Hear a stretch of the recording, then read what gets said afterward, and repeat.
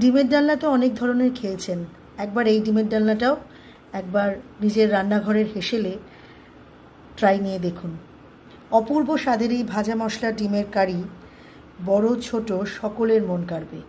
কিচ্ছু না, আগে প্রথমে একটু ভাজা মশলা করে নেবেন।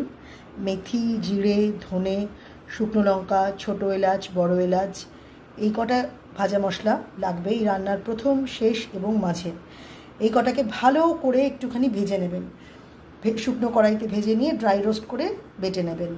তারপর যেরকমভাবে আমরা রান্না করি ডিম ডালনা, ঠিক সেরকমই পেঁয়াজ দেবেন, আদা দেবেন, রসুন দেবেন। খালি কাঁচা ধনে জিরে গুঁড়ো এতে দেবেন না, কারণ যেহেতু ভাজা মশলাটা রয়েছে।